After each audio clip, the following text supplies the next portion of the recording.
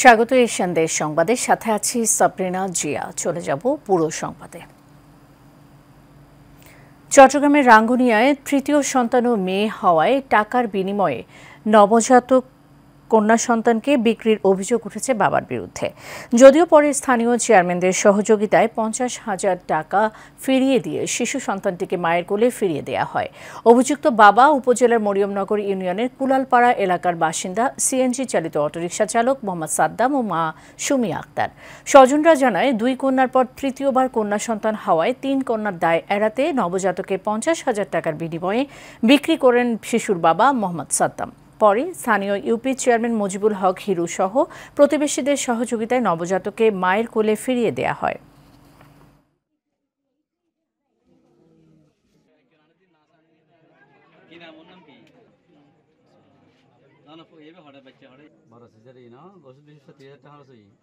যে বাচ্চাটা নিয়ে এত কথা হয়েছিল, এটা সুরাহা সবার সহযোগিতায় আমি সুরাহা করতে পেরেছি এবং মার কাছে আমি মেয়েটিকে ফেরত দিয়েছি এবং আমরা সবাই মিলে এই মেয়ে দেখভাল করার দায়িত্ব নিয়েছি।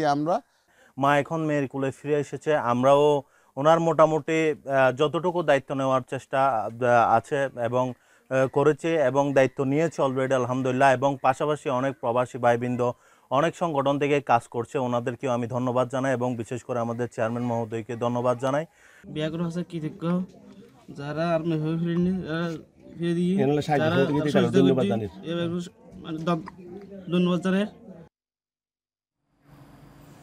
ভোলা দৌলতখানে কবরস্থানের জায়গা না পেয়ে জবেদা খাতুন নামে এক বৃদ্ধাকে নিজের ঘরের মেঝেতেই দাফন করা হয়েছে। উপজেলা দক্ষিণ জয়নগর ইউনিয়নের 1 নম্বর ওয়ার্ডের আজিমউদ্দিন সর্দার বাড়িতে এই ঘটনা ঘটে। স্থানীয়রা জানায়, মৃত জবেদা খাতুনের ছেলে রফিজলের সাথে একই বাড়ির তার চাচাতো ভাই রফিকের সাথে দীর্ঘদিন ধরে জমি নিয়ে দ্বন্দ্ব চলছিল।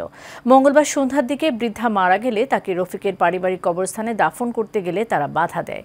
এলাকাবাসী ও মৃতের স্বজনরা বিনয় করেও রফিকগঞ্জদের মন গলাতে পারেনি।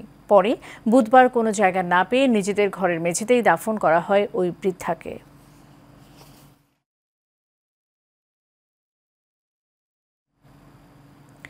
উজান থেকে নেমে আসা পাহাড়ি ঢল ও কয়েকদিনের টানা বর্ষণে জামালপুরের দেওয়ানগঞ্জের যমুনা নদীর পানি বৃদ্ধির পাশাপাশি নদী ভাঙন অব্যাহত রয়েছে। দুপুরে দেওয়ানগঞ্জ উপজেলার বাহাদুরাবাদ ঘাট পয়েন্টে যমুনা নদীর পানি বিপদসীমার 69 সেন্টিমিটার উপর দিয়ে প্রবাহিত হচ্ছে। এতে দেওয়ানগঞ্জ, ইসলামপুর ও মাদারগঞ্জ উপজেলার 11টি ইউনিয়নের নিম্নাঞ্চল বন্যার পানিতে প্লাবিত হয়েছে। অপরদিকে দেওয়ানগঞ্জ উপজেলার সানন্দবাড়ি দেওয়ানগঞ্জের প্রধান সড়কের কাছাড়বিল এলাকার রাস্তা ভেঙে যাওয়ায় উপজেলা সাথে সানন্দবাড়ির যোগাযোগ বিচ্ছিন্ন রয়েছে। এতে মানুষ চরম বিপাকে পড়েছেন। পানি বেড়ে যাওয়ায় ইতোমধ্যে ফসলি জমি, ঘরবাড়ি, পুকুর, কবরস্থান, গবাদি পশু, গ্রামীণ রাস্তা সহ বন্যার পানিতে নিমজ্জিত রয়েছে।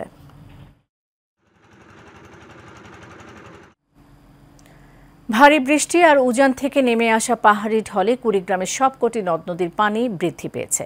কিছুক্ষণ আগে সেখানকার সবশেষ তথ্য জানিয়েছেন সহকর্মী হাফিজুর রহমান হৃদয়। আপনাকে ধন্যবাদ। আপনি জানেন যে কয়েকদিনের ভারী বৃষ্টি এবং উজানের পাহাড়ি ঢলে কুড়িগ্রামের ধরলা, তিস্তা, ব্রহ্মপুত্র এবং দুধকুমার সহ সবকটি নদ নদীর কিন্তু পানি বৃদ্ধি পেয়েছে এবং এই পানি বৃদ্ধি কিন্তু অব্যাহত রয়েছে। আমি পানি উন্নয়ন বোর্ডের সাথে কথা বলেছি, তারা যেমনটি জানিয়েছেন যে আগামী 48 ঘন্টা পর্যন্ত কিন্তু পানি বৃদ্ধি অব্যাহত থাকবে এবং এই পানি বৃদ্ধির কারণে কিন্তু এখানকার নিম্নাঞ্চল এবং চলাঞ্চল যেগুলো রয়েছে সেই নিম্নাঞ্চল এবং চলাঞ্চলের বাসিন্দারা কিন্তু পানি বৃদ্ধির ফলে পানিবন্দী জীবনযাপন করছেন এবং অনেকটা ভোগান্তিতে রয়েছেন। তো এখানকার এই পানি বৃদ্ধির ফলে এখানকার রাস্তাঘাটগুলো তলিয়ে যাওয়ার কারণে কিন্তু চলাচল বিঘ্ন ঘটছে। একই সাথে এখানকার যে খামারিরা রয়েছেন তারা কিন্তু পশুদের গোখাদ্য নিয়েও অনেকটা শঙ্কার মধ্যে রয়েছেন। একই সাথে আমি যদি বলি যে এখানকার যে কৃষি রয়েছে সেই কৃষির কিন্তু বীজতলা এবং পাট তলিয়ে যাওয়ার কারণে, একই সাথে এবং বিভিন্ন সবজি ক্ষেত তলিয়ে যাওয়ার কারণে ক্ষতির মুখে পড়েছেন এখানকার কৃষকরা। এবং এছাড়াও এখানকার যে পুকুরগুলো রয়েছে নিম্নাঞ্চলের এবং চলাঞ্চলের পুকুরগুলো কিন্তু তলিয়ে যাওয়ার কারণে তাদের মাছ বের হয়ে গিয়ে কিন্তু ক্ষতির মুখে পড়েছেন।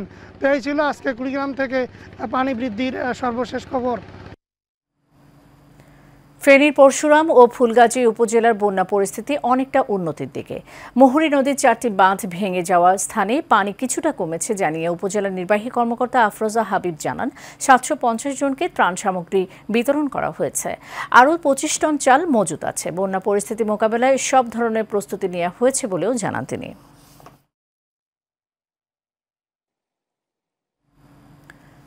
ভারতীয় নৌবাহিনী প্রধান অ্যাডমিরাল দীনেশ কুমার ত্রিপাঠী বলেন, প্রধানমন্ত্রী শেখ হাসিনা দূরদর্শী নেতৃত্বে বাংলাদেশ ও ভারতের বন্ধুত্বপূর্ণ সম্পর্ক অভূতপূর্ব উন্নতি লাভ করেছে। দুই দেশের নৌবাহিনীর মধ্যকার অনুষ্ঠিত দ্বিপাক্ষিক মহড়াসমূহ পারস্পরিক বন্ধুত্ব ও সহযোগিতামূলক সম্পর্কেরই প্রতিফলন বলেও মন্তব্য করেন তিনি। চট্টগ্রামে বাংলাদেশ নেভাল একাডেমিতে আজ মিডশিপম্যান 2021 বি ব্যাচ এবং ডাইরেক্ট এন্ট্রি অফিসার 2024 এ ব্যাচের গ্রীষ্মকালীন রাষ্ট্রপতি কুচকাওয়াজ অনুষ্ঠানে ভারতীয় নৌবাহিনী প্রধান অতিথি হিসেবে এসব কথা বলেন। অনুষ্ঠানে সেনা, নৌ ও বিমান বাহিনীর উচ্চ পদস্থ কর্মকর্তাগণ, ভারতীয় প্রতিনিধি দল, স্থানীয় গণ্যমান্য ব্যক্তিবর্গ এবং সদ্য কমিশন প্রাপ্ত নবীন কর্মকর্তাদের অভিভাবকগণ উপস্থিত ছিলেন।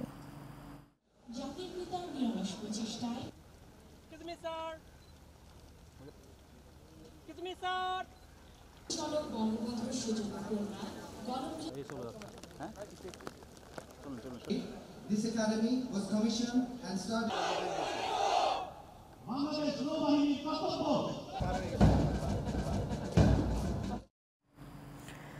নেত্রকোনা দুর্গাপুরে চাঞ্চল্যকর মাসরুল হত্যা মামলার মূল আসামি দুই সহোদর আবু রায়হান ও নাইমকে যৌথ অভিযানে ঢাকা হতে গ্রেফতার করেছে র্যাব।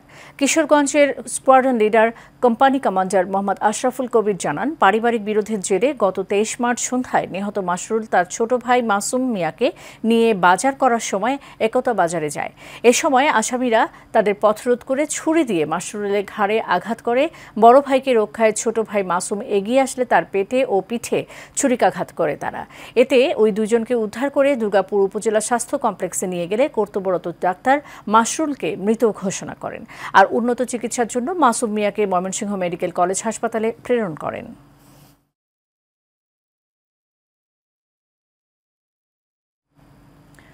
কুমিল্লায় দেশীয় অস্ত্রসহ কিশোর গ্যাংয়ের 7 সদস্যকে গ্রেপ্তার করেছে র্যাব। রাতে গোপন সংবাদের ভিত্তিতে ধর্মপুর এলাকায় বিশেষ অভিযান চালিয়ে তাদের গ্রেফতার করা হয়। এ সময় তাদের কাছ থেকে 4টি কুড়াল, একটি চাপাতি ও 3টি মোবাইল উদ্ধার করা হয়েছে। র্যাব জানায়, আটককৃতরা দীর্ঘদিন ধরে কিশোর গ্যাংয়ের সক্রিয় সদস্য। উদ্ধারকৃত দেশীয় অস্ত্র ব্যবহার করে সাধারণ মানুষকে ভয়ভীতির মাধ্যমে এলাকায় সন্ত্রাসী কার্যক্রম পরিচালনা করার পাশাপাশি যানবাহনে ছিনতাই ও চাঁদা আদায় সহ ত্রাস সৃষ্টি করে আসছিল তারা। পাবনায় ভাঙ্গুড়ায় উন্নয়ন সহায়তা শীর্ষ কর্মসূচির আওতায় বাসস্থান, শিক্ষাবৃত্তি ও বাইসাইকেল বিতরণ করা হয়েছে। উপজেলা পরিষদের মিলনায়তনে বিভিন্ন এলাকায় 18 জন শিক্ষার্থীকে শিক্ষাবৃত্তি প্রদান করা হয়। পরবর্তীতে 2 জন শিক্ষার্থীর মাঝে বাইসাইকেল বিতরণ করা হয়। এছাড়াও 2 জনকে বাসস্থানের সরঞ্জাম প্রদান করা হয়েছে। উপজেলা নির্বাহী অফিসার নাজমুন নাহারের সভাপতিত্বে এ সময় উপস্থিত ছিলেন উপজেলা ভাইস চেয়ারম্যান গোলাম হাফিজ রঞ্জু সহ অনেকে। জামালপুরে ইসলামপুরে বন্যার প্রস্তুতি ও সারাদান বিষয়ক মহড়া হয়েছে।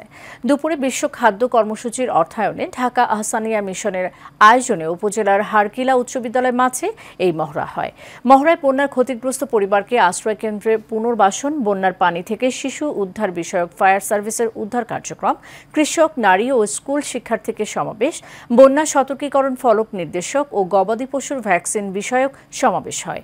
এছাড়াও প্রাণী সম্পদ পরিচর্যা এনজিও এবং জরুরি আর্থিক লেনদেন সেবা, জরুরি স্বাস্থ্য সেবা সহ দুর্যোগ ব্যবস্থাপনা কমিটির সভা হয়। এতে প্রধান অতিথি ছিলেন উপজেলা পরিষদের চেয়ারম্যান জামান আব্দুল নাসের বাবুল। বাগেরহাট সদর উপজেলার বৈঠপুর এলাকায় আবু দাউদ শেখ ও তার স্ত্রী সোহেলি আক্তার লাকির ঝুলন্ত লাশ উদ্ধার করেছে পুলিশ। পুলিশ জানায়, সকালে তাদের নিজ বসতঘরের ফ্যানের সাথে ঝুলন্ত অবস্থায় লাশ উদ্ধার করা হয়। প্রাথমিকভাবে ধারণা করা হচ্ছে গত রাতে কোনো এক সময় তারা আত্মহত্যা করেছে। তবে ময়নাতদন্তের রিপোর্টে মৃত্যুর সঠিক কারণ জানা যাবে। নিহত আবু দাউদ শেখ বৈঠপুর ফকিরডাঙ্গা এলাকার মৃত আব্দুল আজিজ শেখের ছেলে ও নিহত সোহেলি আক্তার লাকি আবু দাউদ শেখের স্ত্রী।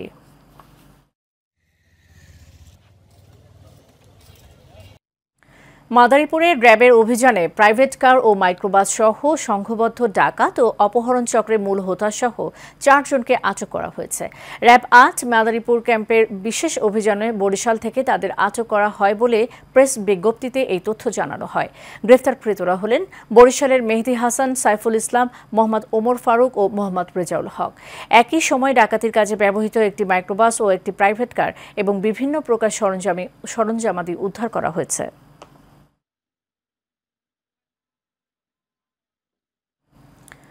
পটুয়াখালীর মহিপুরে নির্মাণ কাজ শেষ হওয়ার 10 দিন পরেই হাতের টানে উঠে যাচ্ছে সড়কের পিচ। নিম্নমানের নির্মাণ সামগ্রী ব্যবহার করায় এমন দুরবস্থা হয়েছে মহিপুর সাগর সিনেমা হল থেকে নিজামপুর খেয়াঘাট পর্যন্ত প্রায় 3.5 কিলোমিটার সড়কের 1,33 লাখ টাকা ব্যয়ের এই সড়কের নির্মাণ কাজ করেন শহীদুল এন্টারপ্রাইজ নামের একটি ঠিকাদারি প্রতিষ্ঠান। উপজেলা এলজিইডি অফিসের উদাসীনতা ও ঠিকাদারের গাফলতির কারণে সড়কের এমন বেহাল দশায় ক্ষোভে ফুঁসে উঠেছেন এলাকাবাসী। এ বিষয়ে ক্যামেরার সামনে কথা বলতে রাজি হননি কলাপাড়া উপজেলা প্রকৌশলী সাদিকুর রহমান। তবে সড়কটির তদারকি কর্মকর্তাকে কারণ দর্শানোর সুপারিশের পাশাপাশি দ্রুত সময়ের মধ্যে নতুন করে নির্মাণের নির্দেশনা দেওয়া হয়েছে বলে জানিয়েছেন কলাপাড়া উপজেলা চেয়ারম্যান মোতালেব তালুকদার।